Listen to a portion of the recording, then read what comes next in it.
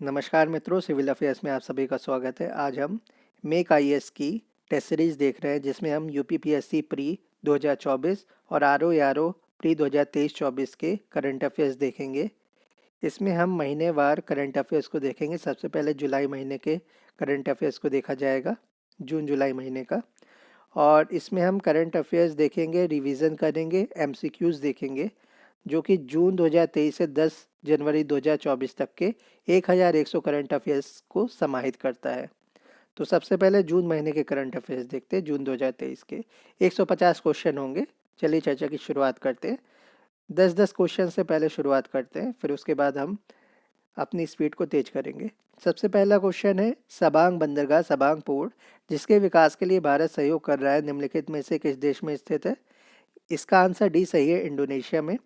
भारत और इंडोनेशिया ने हाल ही में इंडोनेशिया के आसेह प्रांत में स्थित सबांग पोर्ट के विकास पर एक संयुक्त व्यवहार्यता अध्ययन ज्वाइंट फिजिबिलिटी स्टडी पूरी की।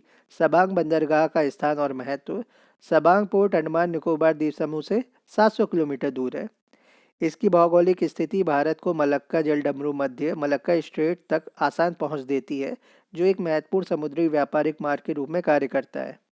अगला है, हाल ही में निम्नलिखित में से किस राज्य ने डिजिटल कुंभ संग्रहालय के निर्माण का प्रस्ताव दिया है? तो इसका डी आंसर सही है, उत्तर प्रदेश ने। बाकी ऑप्शन आप देख लीजिएगा। उत्तर प्रदेश में पर्यटन विभाग ने डिजिटल कुंभ संग्रहालय नामक एक उल्लेखनीय परियोजना के निर्माण का प्रस्ताव दिया है। इस संग्रहालय का उद्देश्य प्रसिद्ध कुंभ मेले के पौराणिक और ऐतिहासिक महत्व में अंतर्दृष्टि प्रदान करते हुए आगंतुकों को एक आधुनिक और गहन अनुभव प्रदान करना है। अगला है, जुहा चावल के संदर्भ में निम्नलिखित कथनों पर विचार कीजिए। इसमें कौन सा सही आपको बताना है। पहला कथन है, व्यापक रूप से इसकी खेती गारो हिल्स असम में होती है। इस चावल में रक्त शर्करा यानी ब्लड शुगर के स्तर को कम करने और मधुमेह की शुरुआत को रोकने में प्रभावी है यह चावल। तो बेसिकली ब्लड शुगर देखी जाती है, यानी फ्रक्टोज और ग्लूकोज की मात्रा को देखा जाता है। ग्लूकोज फ्रक्टोज यानी शुगर की मात्रा को देखा जाता है। डायबिटीज़ चेक की जाती है, दोनों ही सही है यहाँ पर। Institute of advance study in science and technology के भारत के वैज्ञानिकों ने भारत के पूर्वोत्तर क्षेत्र यानी नॉर्थ ईस्ट में विशेषकर असम में उगाए जाने वाले सुगंधित चावल जुहा चावल के न्यूट्रिशनल वैल्यू यानी न्यूट्रास्यूटिकल गुणों पर शोध किया है। गारो हिल्स में इसकी व्यापक रूप से खेती होती है। उन्होंने पाया कि जुहा चावल रक्त शर्करा के स्तर को कम करने और मधुमेह की शुरुआत को रोकने में प्रभावी है, जिससे यह मधुमेह के प्रबंधन के लिए एक आशाजनक विकल्प बन गया है। अगला है, हाल ही में पुरातत्वविदों ने किस देश में 4000 साल पुराने अभ्यारण्य का पता लगाया, वाइल्ड लाइफ सेंचुरी का या फॉरेस्ट का? तो इसका आंसर बी सही है, नीदरलैंड है। नीदरलैंड को हॉलैंड कहते हैं, डच कंट्री कहलाती है। पुरातत्वविदों ने मध्य नीदरलैंड में 4000 साल पुराने एक अभ्यारण्य का पता लगाया। माना जाता है कि इसका उद्देश्य स्टोन हेंज के समान था। स्टोन हेंज कहा जा रहा है यहाँ पर, स्टोन एज स्टोन हेंज आप इसको समझ सकते हैं। आकार में कम से कम 3 फुटबॉल के मैदानों के बराबर एक बड़ा अभ्यारण्य मिट्टी और लकड़ी से बनाया गया था, और इसे संक्रांति के दौरान सूर्य के साथ संरेखित किया गया था। संक्रांति जैसे मकर संक्रांति होती है, उसकी बात हो रही है। तो सूर्य के साथ संरेखित किया गया था।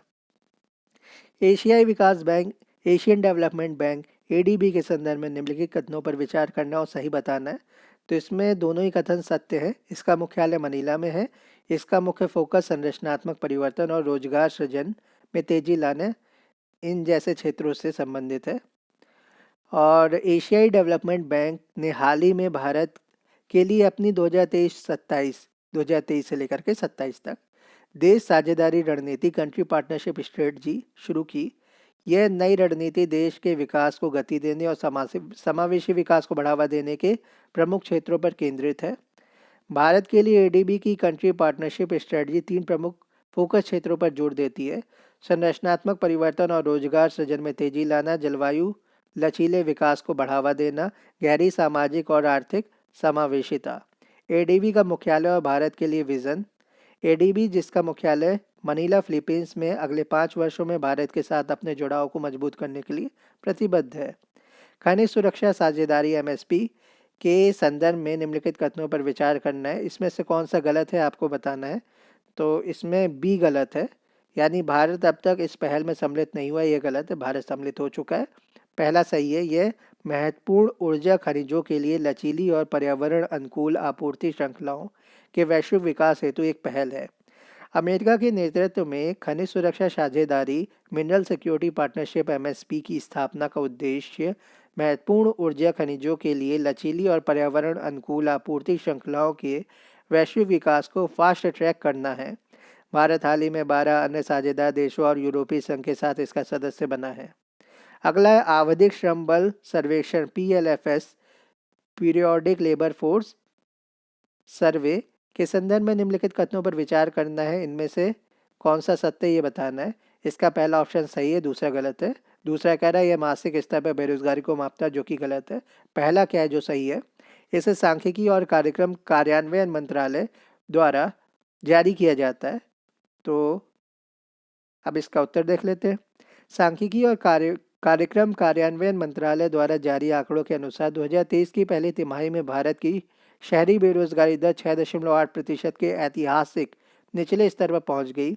पिछली तिमाही की जो दर थी वो 7.2% की दर से इसमें महत्वपूर्ण कमी देखी गई है। ये पिछली तिमाही की 7.2% की दर से महत्वपूर्ण कम है। और आंकड़े क्या है, आंकड़े आवधिक श्रम बल सर्वेक्षण पीएलएफएस पर आधारित है, जो वर्तमान साप्ताहिक स्थिति के संदर्भ में बेरोजगारी को मापता है।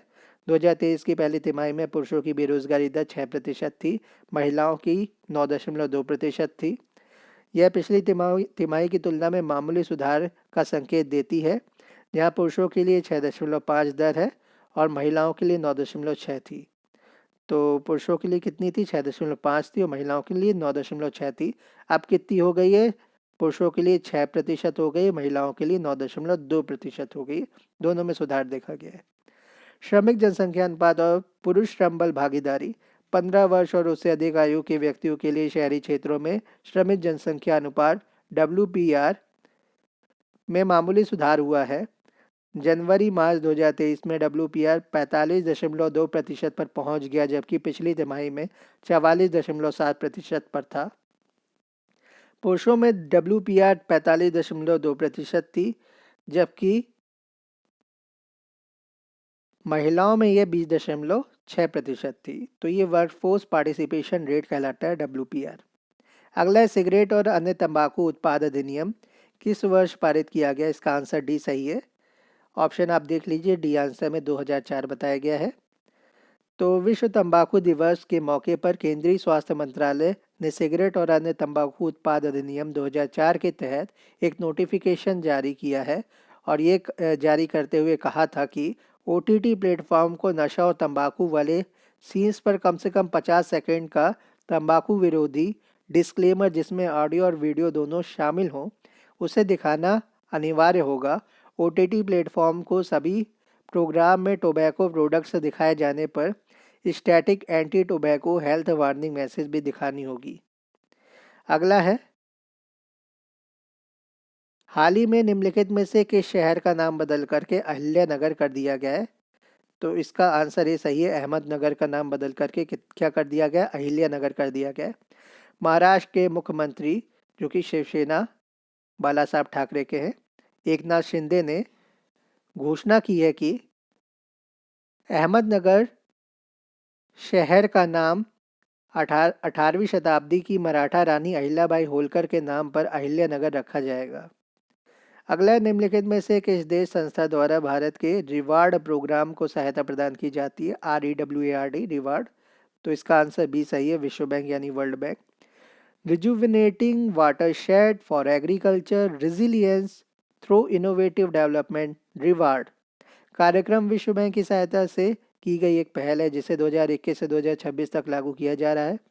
इसके कार्यान्वयन की हाल ही में सचिव, भूमि संसाधन विभाग और विश्व बैंक की टीम द्वारा समीक्षा की गई थी। राष्ट्रीय बाघ संरक्षण प्राधिकरण द्वारा गठित चीता परियोजना संचालन समिति के अध्यक्ष के रूप में किसे नियुक्त किया गया। आंसर इसका डी, राजेश बंसल जी को। राष्ट्रीय बाघ संरक्षण प्राधिकरण national tiger conservation authority NTCA ने 11 सदस्यीय चीता परियोजना संचालन समिति का गठन किया है। पर्यावरण, वन और जलवायु परिवर्तन मंत्रालय ने एक बयान में कहा कि ग्लोबल टाइगर फोरम के महासचिव राजेश बंसल को इसका अध्यक्ष नियुक्त किया गया है। अगला है एक्सपोसैट, एक्सरे पोलैरिमीटर सैटेलाइट के संदर्भ में निम्नलिखित में से कौन सा कथन सत्य है? इसका बी आंसर सही है। बी में कहा है केवल दो। तो इसे इसरो और रमन रिसर्च इंस्टीट्यूट द्वारा बनाया गया है एक्सपोसैट को। और इसका जो पहला कथन है वो गलत है। यह भारत का दूसरा पोलैरिमेट्री मिशन है, ये गलत है। तो ये भारत का पहला पोलैरिमेट्री मिशन है।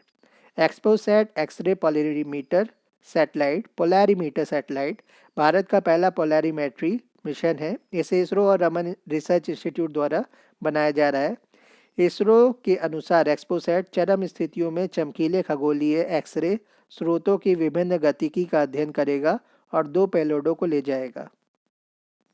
चरम स्थितियों में चमकीले खगोलीय एक्सरे स्रोतों की विभिन्न गतिकी का अध्ययन करने वाला यह दुनिया का केवल दूसरा ध्रुवीय मिति मिशन पोलैरिमेट्री मिशन है। तो दुनिया का दूसरा है ये, भारत का नहीं, भारत का पहला है। हाल ही में चर्चा में रहा हेलियोपोलिस मेमोरियल किस देश में स्थित है? तो ये है मिस्र यानी इजिप्ट में। प्रधानमंत्री नरेंद्र मोदी ने मिस्र और फिलिस्तीन यानी पैलेस्टाइन और इजिप्ट में प्रथम विश्व युद्ध में लड़ने वाले लगभग 4000 भारतीय सैनिकों की स्मृति का सम्मान करने के लिए मिस्र के काहिरा में हेलियोपोलिस युद्ध कब्रिस्तान का दौरा किया। हेलियोपोलिस पोर्ट टैवफिक मेमोरियल बड़े हेलियोपोलिस कॉमनवेल्थ वार गेम्स कब्रिस्तान का हिस्सा है।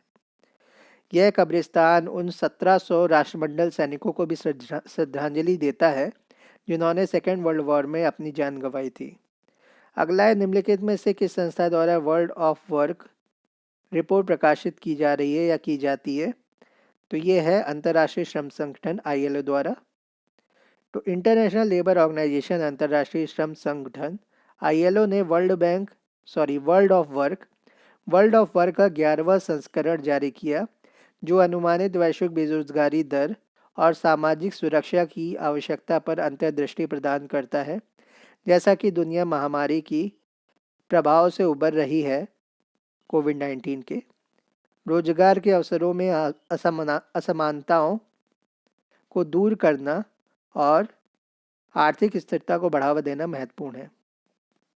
तो जैसे जैसे कोविड-19 के प्रभाव को आप देखते जा रहे हैं और दुनिया उसको झेल करके आगे बढ़ती जा रही है, तो रोजगार के अवसर में जो इनइक्वालिटी देखी जा रही है, असमानताएं देखी जा रही है, उनको दूर करना और आर्थिक स्थिरता को बढ़ावा देना यानी इनकम एक्टिविटी को बढ़ाना, इकोनॉमिक एक्टिविटी को बढ़ाना, ये सारी चीज़ों पर ध्यान दिया जा रहा है सरकारों के द्वारा। हाल ही में बहुपक्षीय नौसेना अभ्यास कोमोडो MNEK का आयोजन निम्नलिखित में से किस देश ने किया? तो ये किया है इंडोनेशिया ने। इंडोनेशिया एशिया प्रशांत क्षेत्र में तनाव में वृद्धि देखी गई जिससे विभिन्न देशों द्वारा सैन्य अभ्यास और कूटनीति युद्ध अभ्यास में वृद्धि हुई। क्षितिज पर एक उल्लेखनीय घटना इंडोनेशिया द्वारा आयोजित बहुपक्षीय नौसेना अभ्यास कोमोडो MNEK है। चीन की भागीदारी, चीन इस क्षेत्र का एक प्रमुख खिलाड़ी है, उसने बहुपक्षीय नौसेना अभ्यास कोमोडो में अपना युद्धपोत भेजा। अंतर्राष्ट्रीय भागीदारी, नॉर्थ कोरिया और रशिया जैसे देशों के शामिल होने के कारण इंडोनेशिया द्वारा आयोजित इस नौसैनिक अभ्यास ने ध्यान आकर्षित किया है। इन राष्ट्रों की उपस्थिति भू राजनीतिक गठजोड़ की बहुआयामी प्रकृति पर जोर देती है और इस क्षेत्र में जटिल संबंधों को दर्शाती है। फुकोट कर्णाली जलविद्युत परियोजना के संदर्भ में निम्नलिखित कथनों में कौन सा गलत है, ये आपको बताना है। तो आंसर सी गलत है। नेपाल की यह परियोजना 580 मेगावाट की, ये गलत है, बाकी सब सही है। भारत की NHPC लिमिटेड और नेपाल की विद्युत उत्पादन कंपनी लिमिटेड ने दिल्ली में एक समझौता ज्ञापन मेमोरेंडम ऑफ अंडरस्टैंडिंग MOU पर हस्ताक्षर किए। यह परियोजना बिजली उत्पादन करने के लिए कर्णाली नदी की धारा का इस्तेमाल करेगी। NHPC लिमिटेड भारत का सबसे बड़ा जलविद्युत विकास संगठन है। अब इसका एक्सप्लेनेशन देखते हैं। फुकोट कर्णाली जलविद्युत परियोजना के विकास हेतु एक समझौता ज्ञापन हाल ही में भारत की, तो ये समझौता ज्ञापन साइन हुआ है हाल ही में भारत की NHPC लिमिटेड और नेपाल की विद्युत उत्पादन कंपनी लिमिटेड ने दिल्ली में फुकोट कर्णाली जलविद्युत परियोजना के विकास के लिए एक MOU पर हस्ताक्षर किया, MOU साइन किया। नेपाल की यह परियोजना 480 मेगावाट की है, ना कि 580। नई दिल्ली स्थित हैदराबाद हाउस में भारत के प्रधानमंत्री श्री नरेंद्र मोदी जी और नेपाल के प्रधानमंत्री श्री पुष्प कमल दहल प्रचंड की उपस्थिति में MOU साइन हुआ। और यह परियोजना बिजली उत्पादन करने के लिए कर्णाली नदी की धारा का इस्तेमाल करेगी और पैदा की गई बिजली नेपाल की एकीकृत बिजली प्रणाली में भेजी जाएगी। लगभग 2448 गीगावाट आवर्स के औसत वार्षिक उत्पादन के साथ परियोजना की स्थापित क्षमता करीब 480 मेगावाट है। और इस परियोजना की कल्पना peaking run of river PROR की तरह की योजना के रूप में की गई, यानी यह नदी का प्रवाह कम होने पर भी बेहतर तरीके से काम करेगी। NHPC लिमिटेड भारत की सबसे बड़ा जल विद्युत विकास संगठन है। मिनी रत्न दर्जा प्राप्त यह भारत सरकार की अनुसूची A उद्यम है। हाल ही में हेलमंद नदी के जल के प्रयोग को लेकर दो देशों के मध्य हिंसक विवाद हो गया।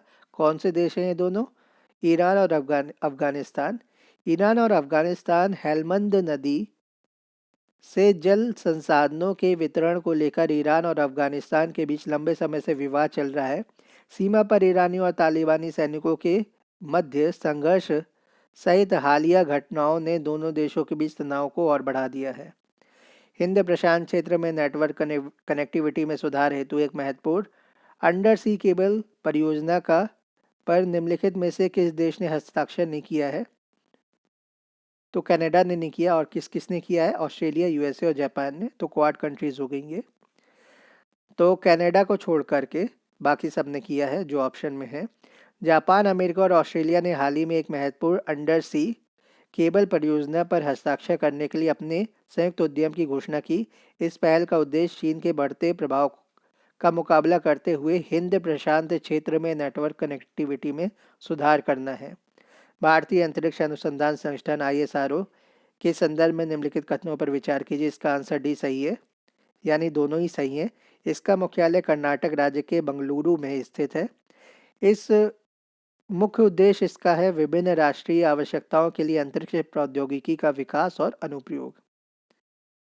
तो ISRO की बात करते हैं, भारतीय अंतरिक्ष अनुसंधान संगठन की।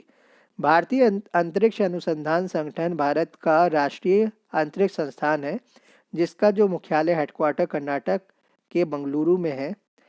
इसरो